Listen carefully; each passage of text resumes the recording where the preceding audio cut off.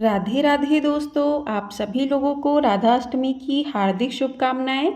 तो आज की इस वीडियो में हम बात करने वाले हैं कि राधा अष्टमी की पूजा किस टाइम हमें करनी है, क्या शुभ मुहूर्त है पूजा करने का, राधा रानी को क्या भोग पसंद हैं, क्या है पूजा की विधि। इन सारी बातों पर चर्चा करेंगे आज की इस वीडियो में।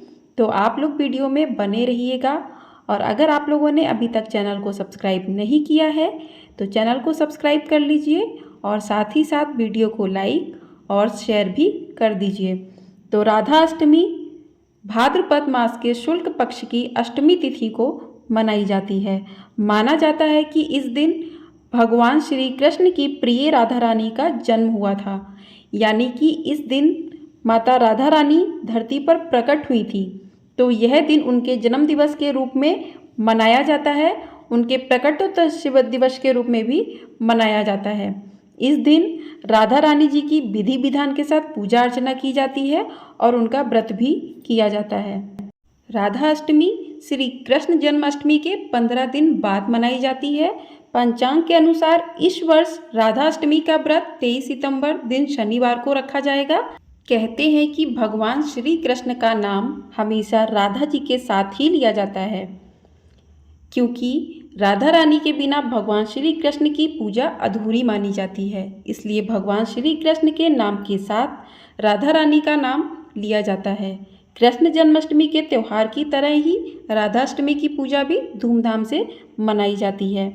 तो यह व्रत इस साल 2023 में 23 सितंबर दिन शनिवार को रखा जाएगा और इसका पूजा जो है वो आपको 12 बजे तक कर लेनी है। राधा अष्टमी की पूजा आप लोगों को 12 बजे तक कर लेनी है और इसका पूरा शुभ मुहूर्त डिटेल में वीडियो मैं डाल चुकी हूँ, तो वो लोग आप जाकर देख सकते हैं। इस व्रत का महत्व क्या है? जन्माष्टमी की तरह ही राधाष्टमी का विशेष महत्व होता है। कहते हैं कि राधाष्टमी का व्रत करने से सभी पापों का नाश होता है। इस दिन विवाहित महिलाएं संतान सुख और अखंड सौभाग्य की प्राप्ति के लिए यह व्रत करती हैं। पौराणिक कथाओं के अनुसार जो लोग राधा जी को प्रसन्न कर देते हैं उनसे भगवान श्री कृष्ण अपने आप ही प्रसन्न हो जाते हैं।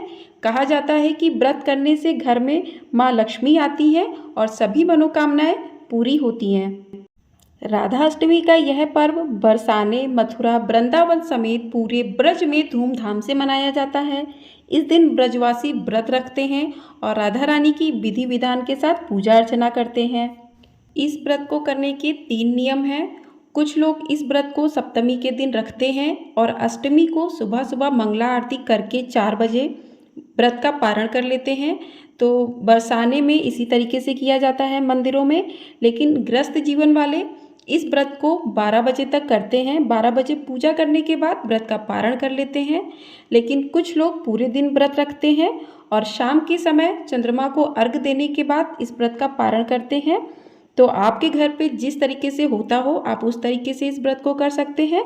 तो आइए अब जान लेते हैं कि पूजा की सरल विधि क्या है राधाष्टमी व्रत की। तो क्या चीज़ राधा जी को भोग में लगानी चाहिए, किस तरीके से उनकी पूजा अर्चना करनी चाहिए, तो आइए सारी चीज़ें जान लेते हैं इस वीडियो में। तो राधा अष्टमी का व्रत करने के लिए आपको सुबह सुबह सूर्योदय से पहले उठकर स्नान आदि से निवृत्त हो जाना है। उसके बाद आपको सूर्य देवता को जल देना है। जल देने के बाद आप अपने मंदिर की सफाई कर लीजिए और मंदिर की सफाई करने के बाद जैसे आप डेली की पूजा करते हैं उसी तरीके से आपको पूजा अर्चना कर लेनी है। पूजा अर्चना करने के बाद संकल्प लेना है कृष्ण जी राधा जी के सामने कि आपने आज व्रत किया है राधा अष्टमी का, उसको पूर्ण करने में आपकी मदद करें। कोई भी व्रत हो उसका संकल्प जरूर लेना चाहिए, बिना संकल्प के व्रत अधूरा माना जाता है। उसके बाद आपको भोग वगैरह तैयार कर लेने हैं माता रानी के लिए, माता राधा रानी के लिए। तो राधा रानी को भोग में अरबी की सब्जी बहुत पसंद है, तो उनके लिए अरबी ज़रूर बनाइए। आप मीठे में हलवा बना सकते हैं, बर्फ़ी बना सकते हैं, पूड़ी बनाइए। कुछ लोग तो 56 भोग भी बनाते हैं, तो आप अपनी श्रद्धा के अनुसार भोग बना सकते हैं, फल मंगा सकते हैं। तो उनका भोग बनाकर तैयार कर लीजिए और जब 12 बजते हैं तब आप इनकी पूजा कीजिए। तो पूजा के लिए आपको एक चौकी रख लेनी है, चौकी पर साफ कपड़ा बिछा लेना है लाल या पीले कलर का। उसके बाद राधा रानी का कोई चित्र हो आपके पास तो वो रख सकते हैं। अगर आपके पास राधा रानी का मूर्ति है पीतल का तो वो आप रख सकते हैं। जो आपके पास मूर्ति है वो आप रख सकते हैं। अगर आपके पास मूर्ति नहीं है राधा रानी जी की, तो आप कृष्ण को, लड्डू गोपाल को भी राधा रानी की तरीके ही श्रृंगार करके तैयार कर सकते हैं। उनकी विधिवत पूजा कर सकते हैं। कहते हैं कि कृष्ण के वक्षस्थल में राधा रानी का निवास है, तो आप कृष्ण की पूजा करेंगे तो राधा रानी की पूजा स्वयं ही हो जाएगी। तो इस तरीके से आप पाटे पर थोड़े अक्षत डालकर विराजमान कर लीजिए। साथ ही आपको एक कलश की स्थापना जरूर करनी है आज के दिन। तो आप चाहें तो मिट्टी का या फिर तांबे के कलश रख सकते हैं। कलश स्थापना के लिए आपको नीचे चावल थोड़े से डालने हैं। चावल के ऊपर आपको कलश रखना है। उसके ऊपर एक तांबे की कटोरी में चावल रखना है। उसके ऊपर आपको दीप प्रज्वलित करना है। तो इस तरीके से आपको कलश की स्थापना करनी है। और कलश में आपको हल्दी, चावल, इलायची, पुष्प, इन सभी चीज़ों को डाल लेना है। सिक्का, सुपारी, इन सभी चीज़ों को डाल के और कलश की स्थापना कर लेनी है। उसके बाद आपको राधा रानी को, अगर आपके पास उनका विग्रह है तो अच्छे से स्नान करवा दीजिए। चित्र है तो आप उस पर छिड़काव कर सकते हैं जल का। पंचामृत से भी स्नान करवा सकते हैं। तो आपके पास जैसी राधा रानी की प्रतिमा है उस अनुसार आप उनको स्नान करवा दीजिए। स्नान आदि से निर्वृत्त करवाने के बाद आपको क्या करना है, तिलक करना है माता रानी का, कृष्ण कन्हैया का तिलक करना है। तिलक करने के बाद आपको आरती प्रज्वलित करनी है, दीपक प्रज्वलित करना है। उसके बाद आपको राधा रानी के लिए जो आपने भोग तैयार किया था वो भोग उनको लगाना है। राधा रानी के भोग में तुलसी दल अवश्य रख लें, क्योंकि तुलसी दल राधा रानी या कृष्ण कन्हैया के भोग में अवश्य रखा जाता है। इसके बिना इनका भोग अधूरा माना जाता है। तो तुलसी दल रखकर राधा रानी को प्रेम पूर्वक भोग अर्पित कीजिए और उनसे कहिए कि आप आइए और इस भोग को ग्रहण कीजिए। तो उनकी पसंद का भोग जरूर बनाइए आज के दिन। उसके बाद आपको पुष्प अर्पित करने हैं। तो राधा रानी को पीला रंग बहुत पसंद है, तो आप हो सके तो पीले रंग के पुष्प लेकर आइए और पीले रंग के वस्त्र पहनाइए राधा रानी को। और आप भी उस दिन पीले रंग के वस्त्र पहनिए, क्योंकि राधा रानी को पीला रंग बहुत प्रिय होता है। इस तरीके से आपको पूजा अर्चना करनी है, पुष्प अर्पित करने हैं, धूप दीप जलाने हैं, भोग लगाना है और इस तरीके से आपको श्रृंगार का सामान अर्पित करना है माता राधा रानी को। इस तरीके से आपको पूजा अर्चना करने के बाद हाथ में थोड़े से पुष्प और अक्षत लेकर कथा सुननी है राधा रानी की। तो आज के दिन राधा अष्टमी व्रत कथा को जरूर सुने, क्योंकि इसको सुनने के बाद ही आपका व्रत पूर्ण होता है। तो इस कथा को जरूर सुने। इस दिन आप राधा स्रोत का पाठ भी कर सकते हैं। इस तरीके से पूजा आप संपन्न कीजिए। पूजा संपन्न करने के बाद आरती कर लीजिए राधा रानी की। पहले गणेश जी की आरती गा लीजिए, फिर राधा रानी की आरती कीजिए।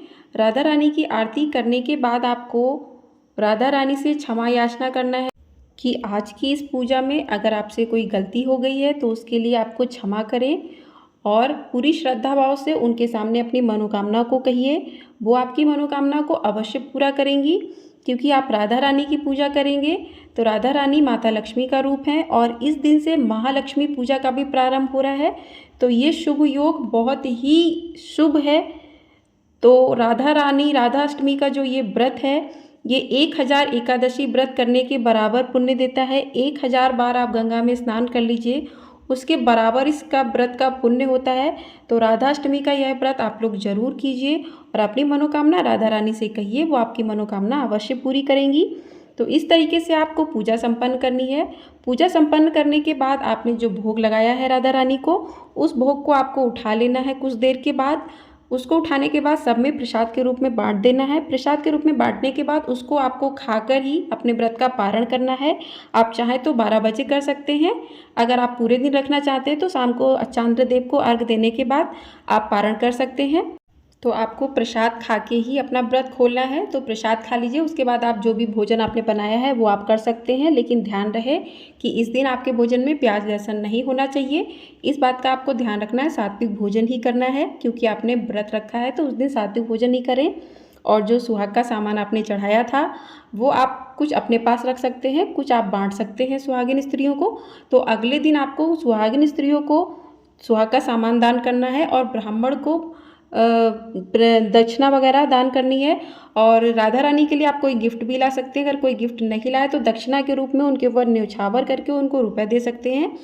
तो इस तरीके से पूजा आपको विधि पूर्वक संपन्न करनी है और राधा रानी से अपनी मनोकामना के लिए विनती करनी है कि वो आपकी मनोकामना ज़रूर पूरी करें। तो आशा करती हूँ दोस्तों कि इस व्रत से जुड़ी सारी जानकारी मैंने आप लोगों को दे दी है। तो आप लोग इसी तरीके से राधा रानी का व्रत कीजिए, सच्चे मन भाव से उनका व्रत कीजिए, पूजा कीजिए और अपनी मनोकामना को कहिए, वो आपकी मनोकामना अवश्य पूरी करेंगी। राधे राधे, जय श्री कृष्ण।